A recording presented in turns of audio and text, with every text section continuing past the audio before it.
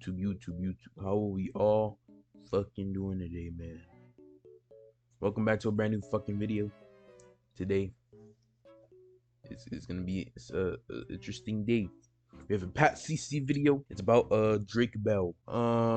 Yeah, y'all heard about the Nickelodeon bullshit that's been happening, man. Yeah, man. I mean, I've been knew about that shit, but like, I'm happy it's finally gotten talked about in the spotlight and shit. Yeah, that's all I gotta say.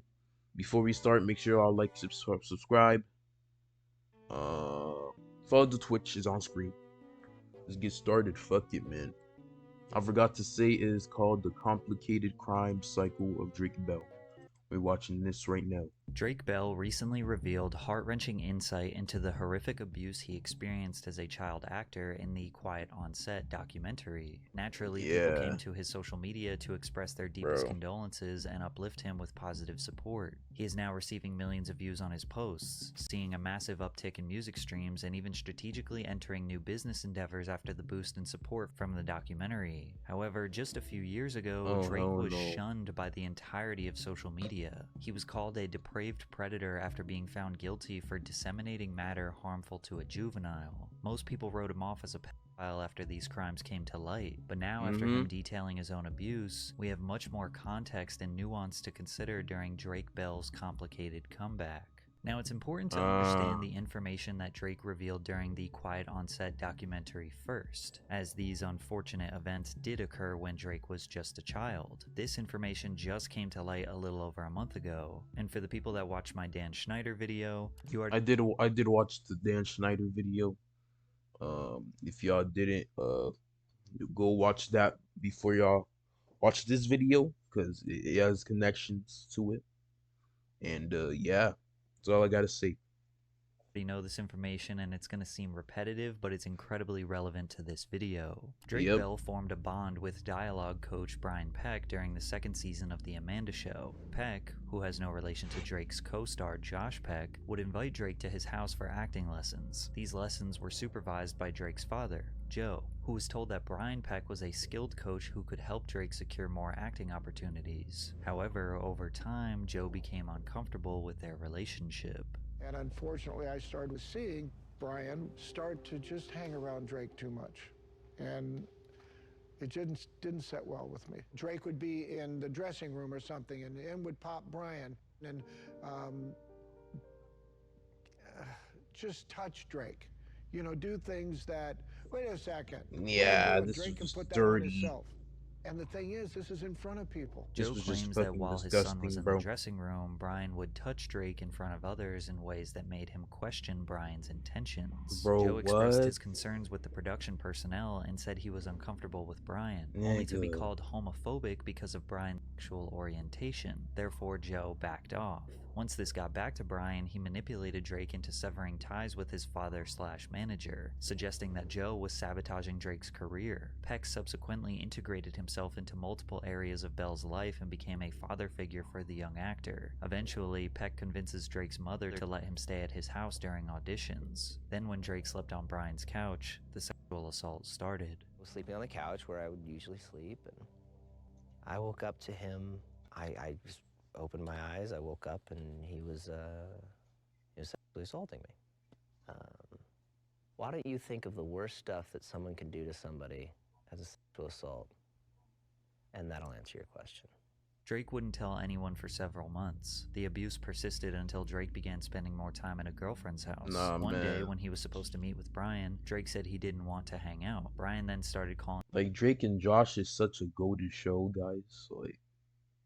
Like this type of shit, like, kind of ruined the vibe of how I see things now, man. Like, I'm not gonna lie. His phone nonstop. When Drake, like, why am I continue watching this right now, man? Failed to answer, Brian obsessively started calling his girlfriend's house, which is when the girlfriend's mother suspected something was wrong and took Drake to her family therapist. He later detailed the abuse to his own mother, who called the police. I had to be excruciatingly detailed about every single thing and time that it had happened with two absolute strangers. The worst part was I had to make a phone call to Brian and get him to admit what he'd done. The police monitored a wired phone call with Brian, who broke into a full-on confession that led to his arrest. The investigation was conducted privately, and Bell remained unidentified to the public for several years due to his age at the time.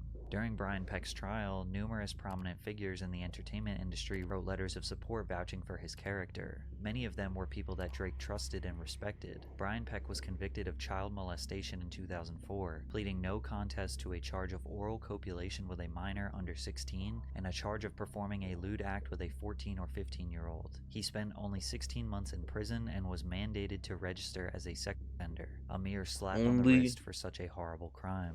But Drake remained strong. Only 16 months? Months? Oh my god. Only 16 months. Like, come on, bro. Look at this gorgeous show right here. And would go on to star in his own buddy comedy sitcom Drake and Josh, which is what all of us know and love him for today. After the show ended in 2006, Drake Bell seemed to disappear from the spotlight, and that's partially due to the terrible car accident that Drake was in that almost cost him his life. I know if I suffered injuries that bad, I would be searching for a good lawyer. Your injury could be worth millions, and Morgan & Morgan doesn't settle for any This nigga! Bro, Patrick with these ad breaks is freaking smooth. Like, how is he smoother than Mr. Beast with these, bro? Like, bro, what? Description. W Morgan & Morgan chat. Drake received very consistent work over the years doing voice acting roles in shorts, TV shows, and movies. His most notable role was Peter Parker in Marvel's Ultimate Spider-Man. I do know that. An animated series. When he wasn't doing voiceovers, he was writing and releasing his own music. Interestingly enough, his records weren't very popular in the United States, but were huge in various Spanish-speaking countries. The Drake and Josh Nickelodeon show. Yeah, and that's why he was like hiding his name, like, you know, Drake has like a Bell in his name, right? Bell as his last name, but like he had changed his last name into like a Spanish name or some shit.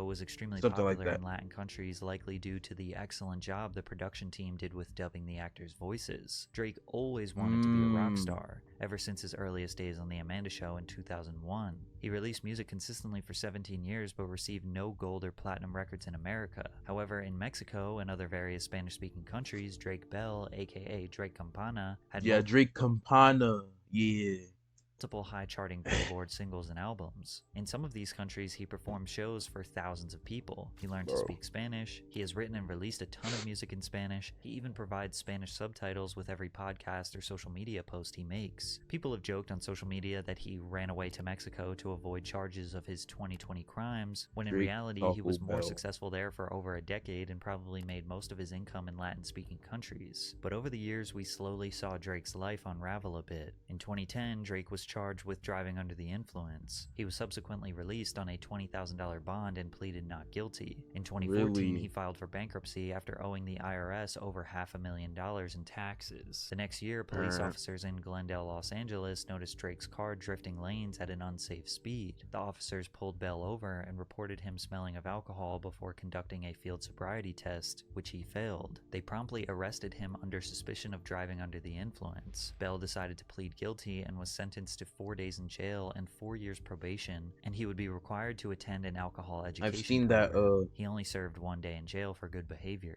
The following year, he posted 2 tweets about he was not invited to Josh Peck's wedding, which sent the media into a frenzy speculating that Drake and Josh had some sort of falling out. But a couple months later, they reassured everyone that there was no bad blood between them, and they even did some YouTube content together. In 2018 and 2019, they made a number of different content pieces together that secured millions of views. It really seemed like their relationship was as good as it can get. But you should know that today, all of these videos have been deleted from Josh's YouTube channel, and that happened roughly around the time Drake was outed by his abuser for allegedly sexually pursuing underage girls. In August of 2020, Drake's former girlfriend, Melissa Lingafelt, who goes by the stage name Jimmy Ono on social media, posted a TikTok that jeopardized Bell's clean reputation. Melissa claimed that Drake committed both verbal and physical abuse during— This was 2020? What?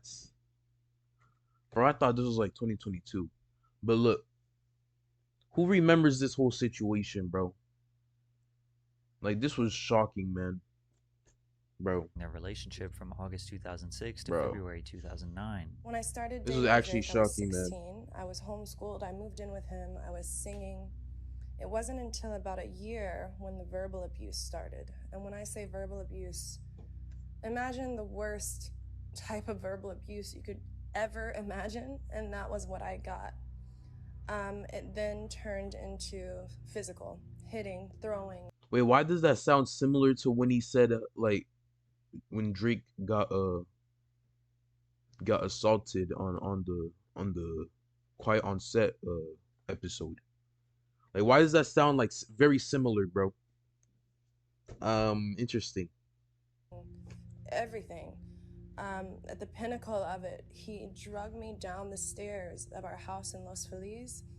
My face hit every step on the way down. I have photos of this. I don't even want to get into the underage girls thing. I mean, I will, but I'm scared. As if the allegations of physical abuse weren't shocking enough, Melissa hinting that he was somehow involved with underage girls set the internet on fire. Drake vehemently denied ever abusing Melissa. As our relationship ended more than a decade ago, we unfortunately both called each other terrible names, as often happens when couples are breaking up, but that is it. Clearly, Melissa still felt close enough to me just last year that she was comfortable reaching out to ask me to provide her with financial support during a tough time, which I did. The public opinion on the situation was split. While many people reacted with empathy and support towards Melissa, recognizing the seriousness of domestic abuse, others were skeptical and expressed doubt about her claims, especially since Melissa failed to provide any concrete evidence against Drake. Plus, Drake made it seem like she was doing this expose for money, casting doubt on her intentions. It was purely a he said, she said situation, and Drake wouldn't face any legal consequences. Melissa, after spending weeks talking about the situation online, deleted all her videos and detached herself from the situation, but it only took a few months for more serious allegations to come to light and Drake's reputation to be permanently destroyed.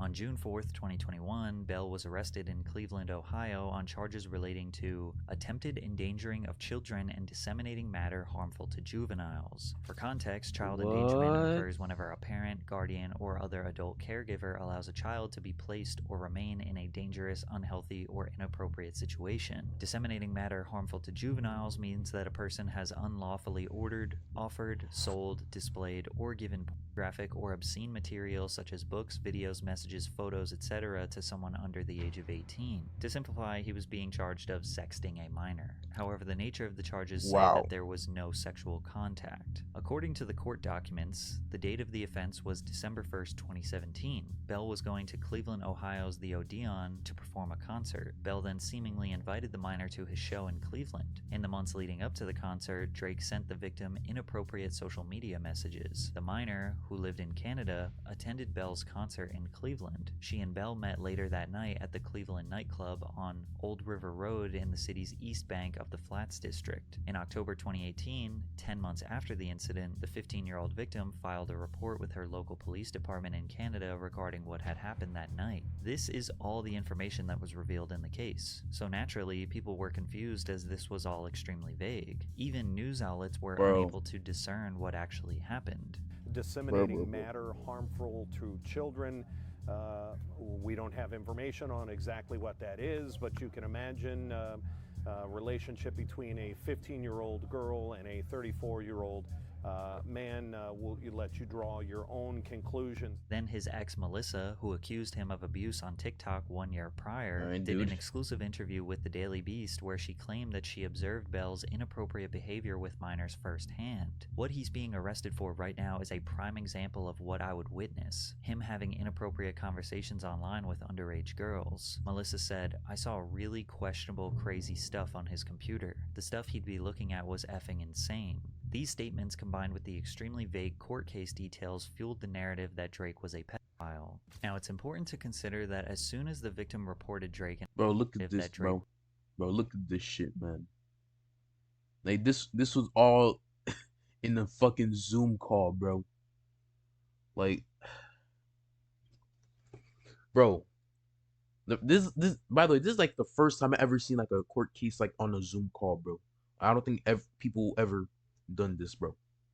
This is like insane. trial. Now, it's important to consider that as soon as the victim reported Drake in October of 2018, Canadian authorities and Cleveland authorities promptly started an investigation. This investigation lasted 18 months, gathering all the evidence, photos, screenshots, and multiple statements from the victim to build a case against Bell. They even gained access to Drake's Instagram, Snapchat, laptops, everything they could. We don't technically know what they found, but whatever it was enough to cause Drake to enter a plea deal instead of going to trial. And on June 23, 2021, he pled guilty to attempted child endangerment. So remember, all the details regarding his case were extremely vague, and then on top of that, he pleads guilty. So now everyone in the public is just extra convinced that he is a pedophile, but it somehow got even worse. Drake's sentencing was conducted over Zoom and then posted on YouTube. During this sentencing, the victim made an impact statement, which is essentially their opportunity to talk directly to the defendant and the judge to express their thoughts and emotions about the crime. This was the very first time anyone had heard the details of the alleged crimes that took place, but during the impact statement, the victim brought up countless new allegations and statements that were never presented during the investigation, which shocked Drake, the defense, and even the judge. Remember, Drake was already pleading guilty to basically sexting, but since he was pleading guilty, the public assumed that everything the victim was saying here was part of the case, but it was not. I started off as a fan of him.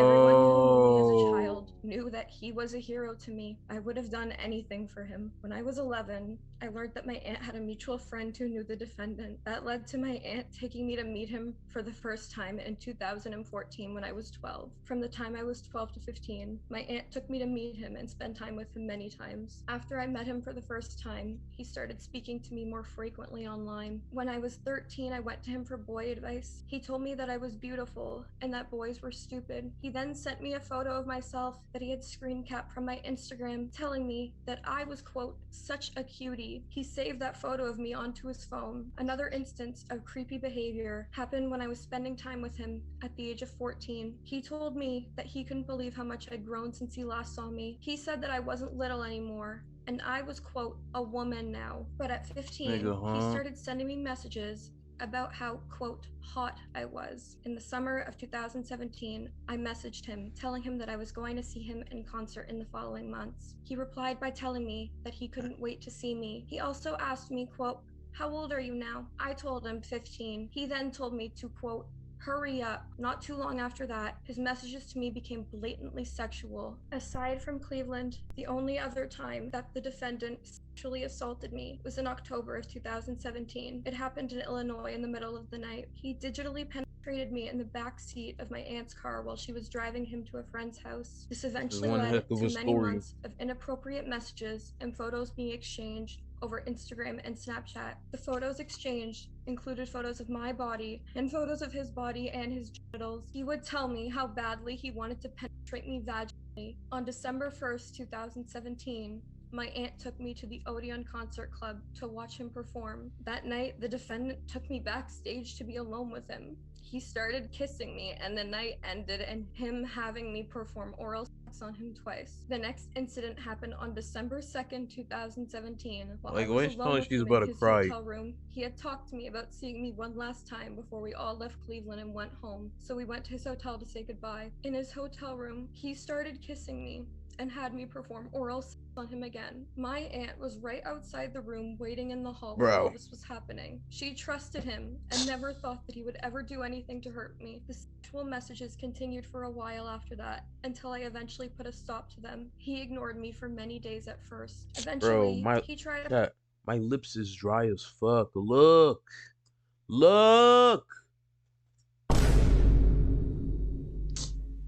Like, bro. Like, why are my lips so freaking dry? Like, bro, what? Apologizing to me for, quote, breaking my heart, but deleted those messages quickly afterward. He preyed on me and sexually abused me. He is a monster and a danger to children. Jared Drake Bell is a pedophile.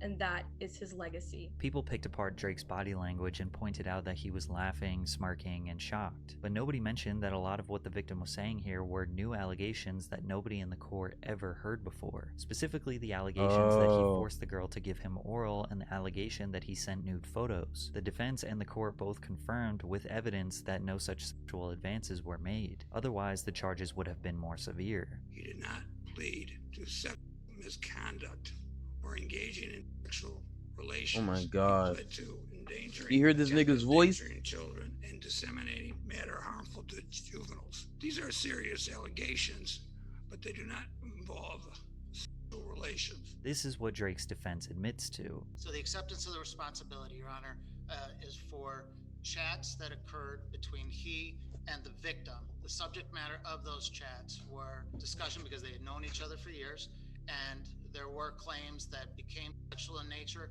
When asked, however, at what point, or at your age, excuse me, at that point he said, "Can you hurry up?" which shows a complete intent not to engage with a minor. So, however, those chats, harmful as they were, clearly harmed this person at that time. They were sexual in nature. Those were, yes. Thank you. They certainly, however, Your Honor, did not mimic any of the factual scenarios that the victim has brought up here today. And again, I have to emphasize the fact that once the age was known, that terminated at that point, saying hurry up with the age. But I will say this, at the start, he may not have known. He did learn of the age at a later time, Your Honor, and that is why he's accepting the plea. Basically, Drake admits to conversing with a minor for years, even though he says he didn't know her age. Those conversations eventually turned sexual. Then when he asked for her age, she told him 15 and he said hurry up, then stopped all communication. When Drake stopped conversing with her, they claimed that flipped the young girl's world upside down and she started going after Drake's wife and threatening to expose him. They basically paint her as a crazy, obsessed, and jealous fan, which we don't really know if that's true or not. We can't say the victim is lying, and we don't know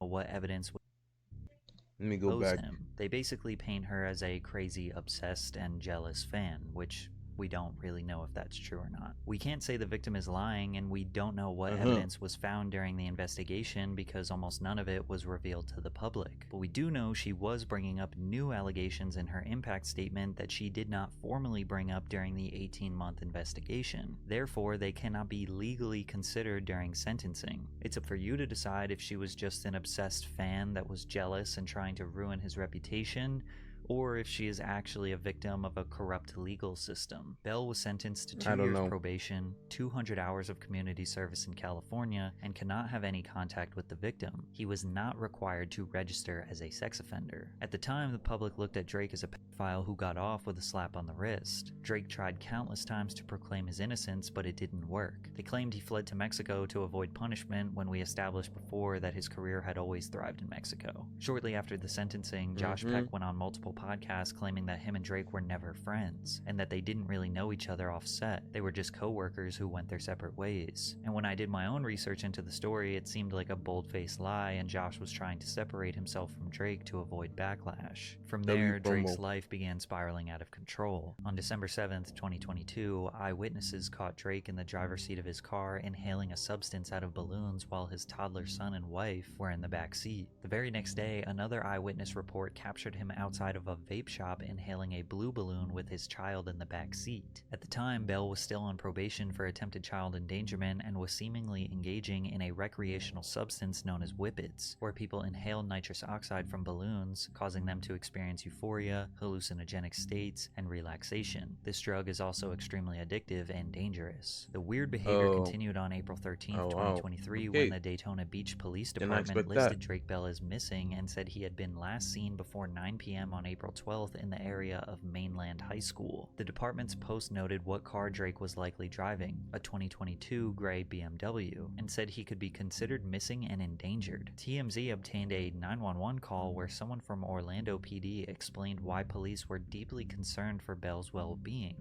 Basically, there is a celebrity who had a falling out with his wife. We got involved because the family, he's been texting the family in California saying that he's going to get drunk and hit himself. and he's in a hotel somewhere in Orlando. Drake tweeted shortly after he was seemingly located, "You leave your phone in the car and don't answer for a night, and this?" While Drake seemed fine given the circumstances, the following week his wife filed for divorce, citing irreconcilable differences. This For the whole petition, thing, man. Janet asked for legal and physical custody of their son Jeremy, with Bell getting visitation rights. She also sought spousal support. Bell later revealed that Wait, he their son found name out is my Jeremy? wife filed for divorce from TMZ before promoting his new song, Going Away. In the song, Drake ironically sings about moving away to a remote island with his wife and son and starting a new life. Presumably unable to cope with the stress of losing his wife and child, eyewitnesses caught Drake using whippets once again on April 25th as he inhaled from a fully inflated balloon, merely days after the media publicized his divorce. When paparazzi asked him about it, this was his response. There's some photos that surfaced of you with red balloons. What do you think? What do you gotta say about that? Those balloons? You know, it is what it is. We'll figure it out. But everything's good? Yeah, everything's fantastic, man. Drake Bell was at the lowest point of his life. Drugs had taken over and he had nowhere left to turn but rehab. However, rehab changed his life more than he anticipated as he began to open up about his childhood abuse. But when I got into rehab, it was a really intense facility. And I went through a lot of grief counseling and trauma therapy and group therapy and one-on-one. I mean, it was all day. And I was unearthing all of these things that I never talked about. Not only never talked about with strangers, but even with people I was close to, had never gotten that deep about things that I've experienced and things that have happened. And I was around so many people who, for the first time, had similar stories or incredible trauma in their lives and were opening up and sharing, and that was the first time that I really felt like I was in an environment that was comfortable enough to share and felt comfortable enough around people that weren't going to judge and that really just wanted to see you get better. Shortly after he got out of rehab, he was approached again by the producers of the Quiet on Set documentary, and he decided to share his story with the world. After hearing about Drake's abuse, the public did a 180 shift on him. His comment sections went from calling him a pedophile to sharing love, condolences, and positivity. People all of a sudden were empathetic. Some even used his past as an excuse for him allegedly engaging in inappropriate behavior with minors. They said things like Bell was a part of the cycle of abuse and couldn't control what was happening to him. It's true that childhood abuse can have profound psychological effects on survivors, including trauma, depression, and PTSD. Children who grow up suffering abuse may learn abusive behavior as a means of coping or as a model for how relationships function. Approximately 1/3 of all individuals who are abused in childhood will become abusers themselves, according to a study funded by the National Institute of Justice. A survivor of childhood sexual abuse may try to undo that abuse by taking back power. Someone who has been abused can play the role of the more powerful person in the relationship